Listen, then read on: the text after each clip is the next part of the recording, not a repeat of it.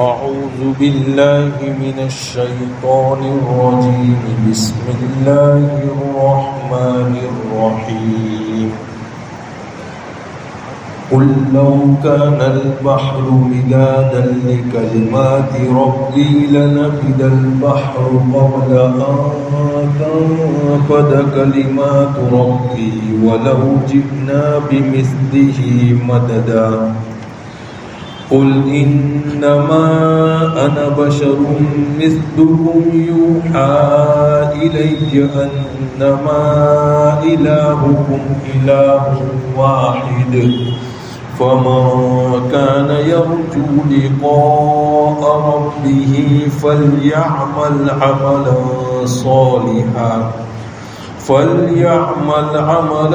صالحا ولا يشرك بعبادة ربه أحدا. صدق الله العظيم. ابھی جو دو آیتیں تلاوت کی گئی، یہ دو آیتیں سورہ کہف کی آخری دو آیتیں ہیں،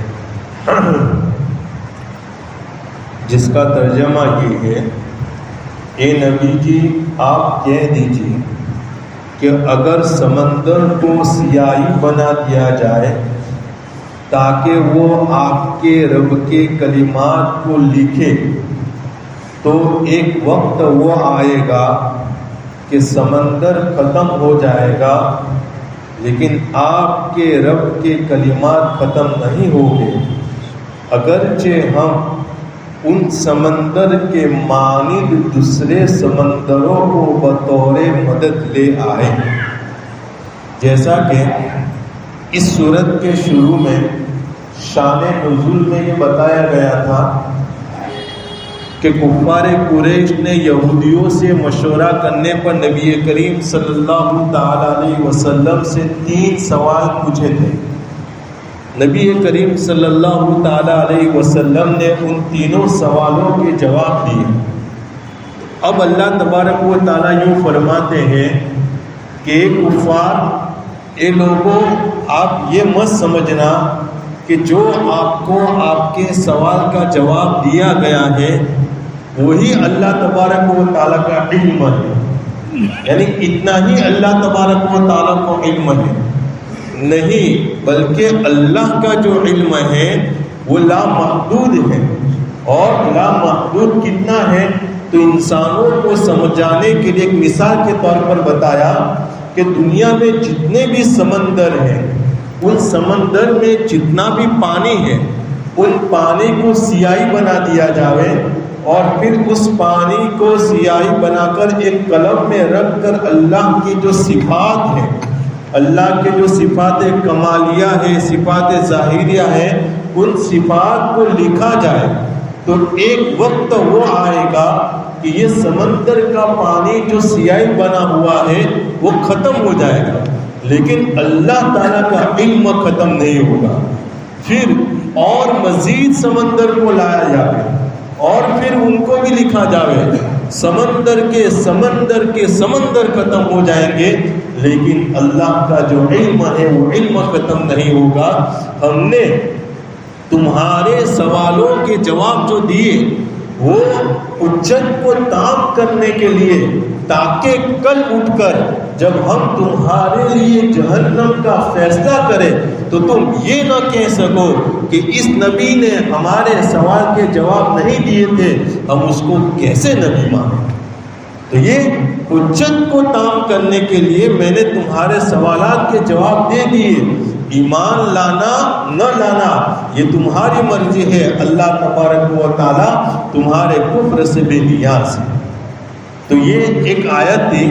اس آیت کے متعلق ایک صاحب فرماتے ہیں جو بڑے اللہ والے ہیں، لکھا ہوا ہے کتابوں میں، میں ان کا نام بھول رہا ہوں، کہ جو شخص رات کو سوتے وقت یہ آیت پڑھے، یہ جو کل لو کان البحر 2 لکیر کی آیت ہے، پھر وہ سو جاوے تو 2 فضیلتیں ہیں.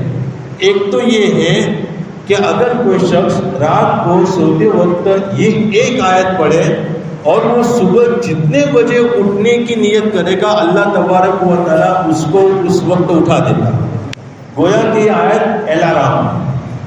دوسری ایک بات یہ لکھی ہوئی ہے کہ یہ آیت اور اس کے بعد والی آیت ہے، دو آیت اگر کوئی شخص 3 مرتبہ رات کو پڑھ کر سو جاوے تو اللہ تبارک و تعالیٰ اس کی پوری رات ساری دنیاوی پریشانی سے اس کی حفاظت فرماتے ہیں.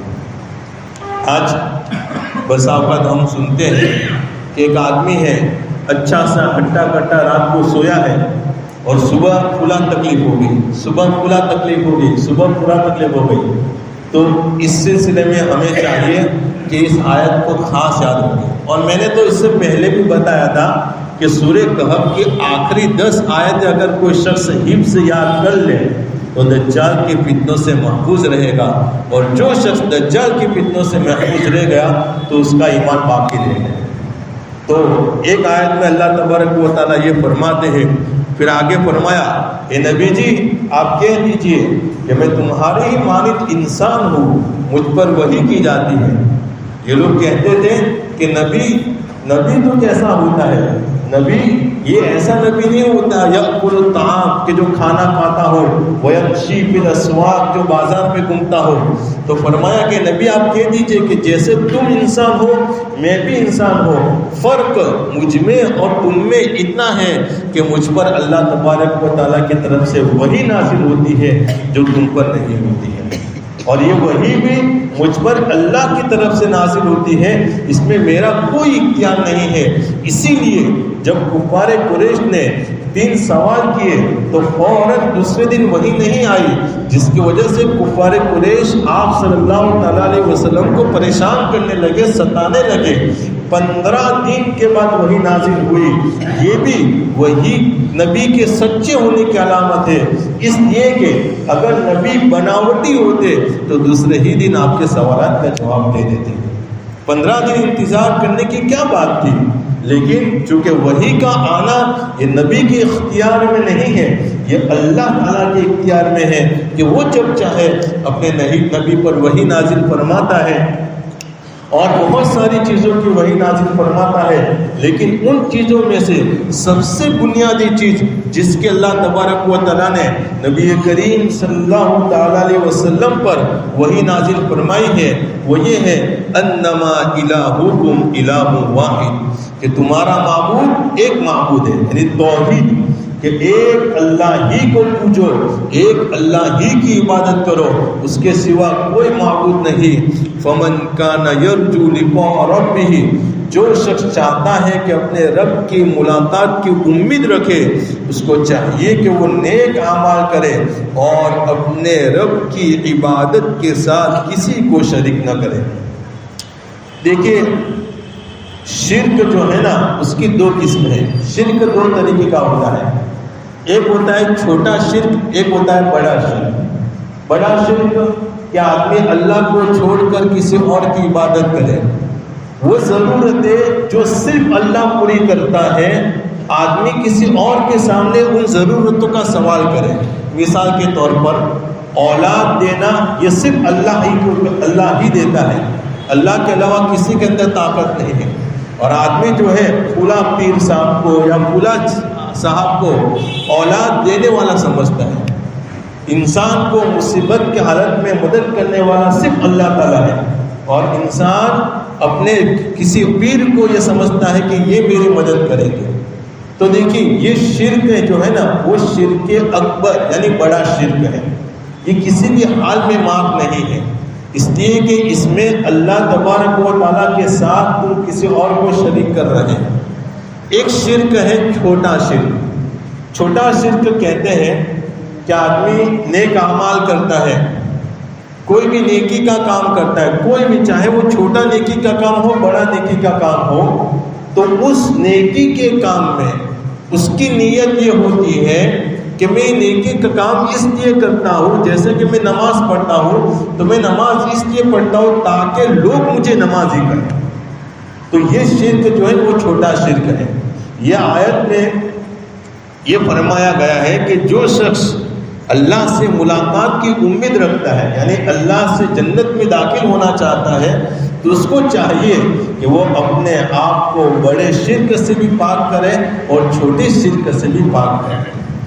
دیکھیے ہم جتنے بھی اعمال کرتے ہیں وہ اعمال اخلاص اور ریاکاری کے اعتبار سے 4 قسم کے ہیں۔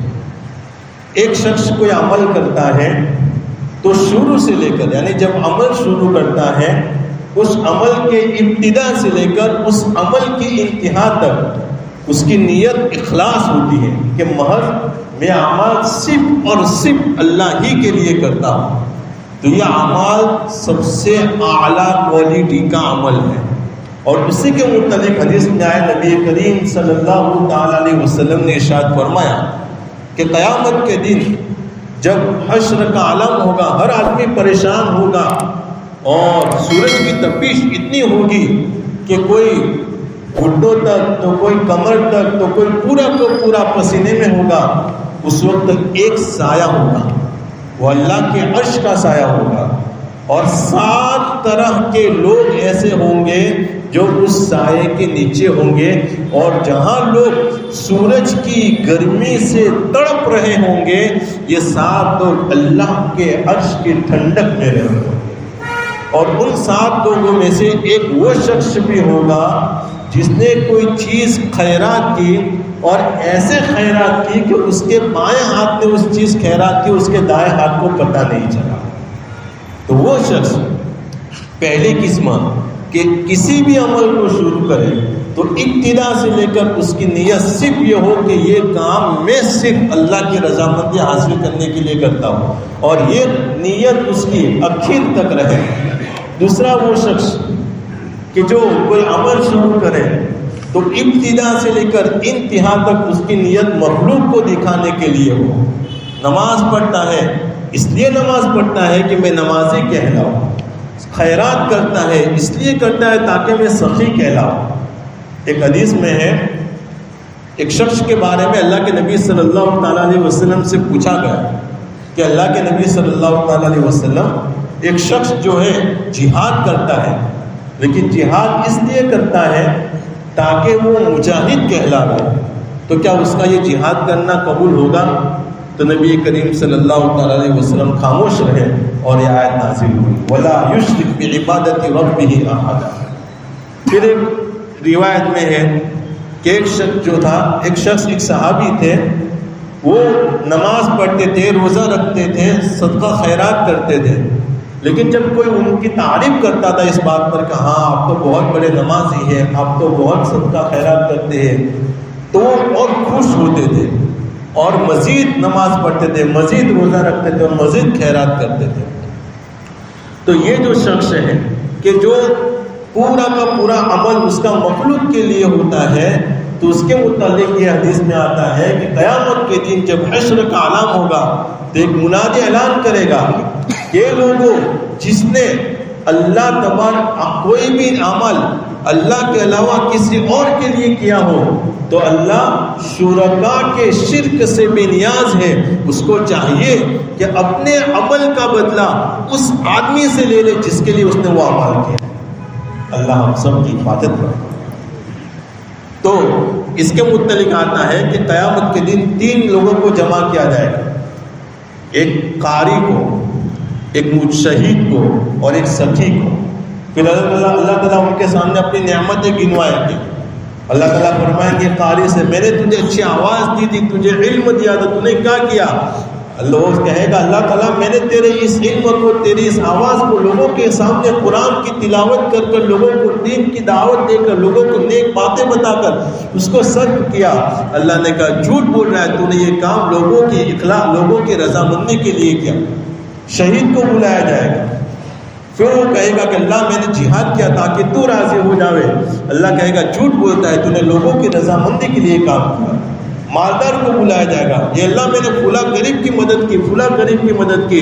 اللہ تعالیٰ فرماتا ہے جھوٹ بولتا ہے، اور اللہ تعالیٰ پھر فرمایا کہ تینوں کو جہنم میں ڈالا۔ یہ وہ لوگ ہیں جن کی ابتدا سے لے کر انتہا تک ان کی نیت جو ہے وہ لوگوں کو دکھلانے کے لیے ہوتی ہے۔ حضرت شداد بن اوس رضی اللہ عنہ ایک صحابی ہے، انہوں نے فرمایا کہ نبی کریم صلی اللہ تعالیٰ علیہ وسلم نے ارشاد فرمایا کہ مجھے میری امت پر شرک کا اندیشہ ہے۔ تو صحابہ نے عرض کیا کہ یا رسول اللہ کیا آپ کی امت شرک کرے گی؟ تو آپ نے فرمایا کہ سنو، وہ شرک تو نہیں، وہ بتوں کو تو نہیں پوجے گی، وہ مندروں میں تو نہیں جائے گی، لیکن میری امت کا آدمی نماز اس لیے لمبی پڑھے گا تاکہ کوئی اس کو دیکھ رہا ہو۔ تو یہ شرک خفی، یہ ریاکاری اور یہ دکھلاوا جو ہے وہ اللہ تبارک و تعالیٰ کو بالکل پسند نہیں۔ تیسری قسم اس شخص کی ہے کہ جو عمل کرتا ہے تو شروع عمل میں تو وہ بالکل اخلاص کے ساتھ اللہ کی استحضاء کے ساتھ شروع کرتا ہے، لیکن بعد میں جا کر اس کی نیت بدل جاتی ہے اور اس کے دل میں ریاکاری پیدا ہو جاتی ہے۔ تو آپ صلی اللہ تعالیٰ علیہ وسلم فرمایا کہ یہ عمل بھی مقبول نہیں ہے۔ چوتھا قسم کا وہ شخص ہے کہ جو اخلاص کے ساتھ پورا عمل کرتا ہے اور انتہا بھی اخلاص کے ساتھ کرتا ہے، لیکن بعد میں جا کر لوگوں کو پتہ چل جاتا ہے اس کے عمل کا، وہ کسی سے کچھ بھی نہیں کہتا ہے لیکن لوگوں کو پتہ چل جاتا ہے، تو آپ صلی اللہ تعالیٰ علیہ وسلم فرمایا کہ یہ بھی عمل قابل قبول ہے۔ جیسا کہ حضرت ابو ہریرہ رضی اللہ تعالیٰ عنہ نے ایک مرتبہ نبی کریم صلی اللہ تعالیٰ علیہ وسلم سے پوچھا کہ اللہ کے نبی صلی اللہ تعالیٰ علیہ وسلم، کبھی کبھی میں گھر میں تنہا ہوتا ہوں اور میں نماز کی نیت باندھتا ہوں اور میری نیت صرف یہی ہوتی ہے کہ اللہ راضی ہو جائے، لیکن پھر میں نماز پڑھ رہا ہوتا ہوں، ایسے ایک آدمی آتا ہے اور وہ مجھے دیکھتا ہے تو میرے دل میں خوشی ہوتی ہے، تو کیا میری یہ جو دل میں میرا خوشی ہونا یہ ریاکاری ہے؟ تو آپ صلی اللہ تعالیٰ علیہ وسلم فرمایا کہ حضرت ابو ہریرہ آپ کو تو دو ثواب ملیں گے، ایک خفیہ طور پر عبادت کرنے کا اور دوسرا اس آدمی کے آنے پر اعلانیہ طور پر عبادت کرنے کا۔ ایک صحابی کے بارے میں پوچھا گیا کہ وہ بہت نمازیں پڑھتے ہیں، روزہ رکھتے ہیں، زکوٰۃ دیتے ہیں، وہ کسی کے سامنے عبادت نہیں کرتے لیکن کسی طرح ان کا عمل کو لوگوں کو پتہ چل جاتا ہے، تو آپ کیا کہتے ہیں اس کے بارے میں؟ تو اللہ کے نبی صلی اللہ علیہ وسلم، پھر لوگ ان کی تعریف کرتے ہیں تو آپ صلی اللہ تعالیٰ علیہ وسلم فرمایا یہ ان کے اعمال کے مقبول ہونے کی علامت ہے کہ اللہ تبارک و تعالیٰ لوگوں کی زبانوں پر ان کے بتائے بغیر ان کی تعریف کو جاری کر دیتا ہے۔ فرمایا تلک عاجل بشر المؤمنین، یہ مومن کی نقد خوشخبری ہے، روکڑ خوشخبری ہے۔ تو میرے بھائیوں، خلاصہ کلام یہ ہے کہ ہم چاہے کتنے ہی اعمال کر لیں لیکن ہماری نیت یہ ہونی چاہیے کہ صرف اللہ کی رضامندی کے لیے۔ آج ہمارا المیہ یہ ہے کہ ہم اعمال کرتے ہیں اور ہماری نیت بھی یہ ہوتی ہے کہ اللہ کی رضامندی کے لیے، لیکن بسا اوقات ہم لوگوں کے لیے نیک اعمال کو چھوڑ بھی دیتے ہیں۔ مثال کے طور پر ایک آدمی ہے، مسجد میں آیا، سارے لوگ بیٹھے ہوئے ہیں، نماز کا وقت ہے، سنت کا وقت ہے، وہ آدمی جو ہے بیٹھ جاتا ہے۔ وہ بیٹھتا کیوں ہے؟ اس لیے بیٹھتا ہے کہ وہ یوں سمجھتا ہے کہ اگر میں نے یہاں نماز پڑھی تو لوگ کہیں گے کتنا بڑا عبادت گزار ہے۔ تو یہ اعمال کو چھوڑنا لوگوں کی وجہ سے یہ بھی ریاکاری ہے، اور اعمال کو کرنا لوگوں کی وجہ سے یہ بھی ریاکاری ہے۔ تو ہمیں چاہیے کہ ہم جب بھی چھوٹا سے چھوٹا عمل کریں، کئی ایسے لوگ ہوتے ہیں کہ جن کے انتقال کے بعد معلوم ہوتا ہے کہ ان کے گھر ان کے خرچ سے نہ جانے کئی بیواؤں کو راشن ملتا تھا۔ یہ قابل رشک لوگ ہیں کہ پوری زندگی انہوں نے اتنا سارا خرچ کیا لیکن کسی کو آہ تک نہیں آنے دی۔ اور کئی ایسے لوگ بھی ہوتے ہیں جو خرچ کرتے ہیں تو پوری دنیا کو دکھاتے ہیں۔ تو میرے بھائیوں، اللہ تبارک و تعالیٰ کے وہاں کوانٹٹی مطلوب، کوالٹی مطلوب ہے، کوانٹٹی مطلوب نہیں۔ اعمال تولے جائیں گے، گنے نہیں جائیں گے۔ اگر اعمال گنے جاتے تو ریاکار سارے کے سارے جنت میں چلے جاتے اور مخلص سارے کے سارے جہنم میں چلے جاتے۔ اس لیے کہ جو آدمی مخلص ہوتا ہے اس کے اعمال تھوڑے ہوتے ہیں لیکن بہت اللہ کی رضامندی کے لیے ہوتے ہیں۔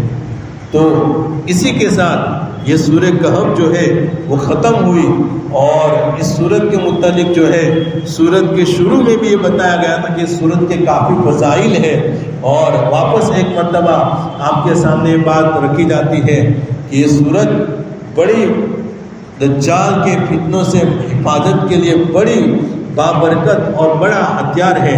ہمیں چاہیے کہ موت تک اس کا ہر جمعہ کے دن اس کو پڑھنے کا معمول بنائے اور اس کی ابتدائی جو 10 آیتیں ہیں اور اس کی آخری جو 10 آیتیں ہیں اپنی قدرت کے مطابق اس کو یاد کرنے کی کوشش کرے.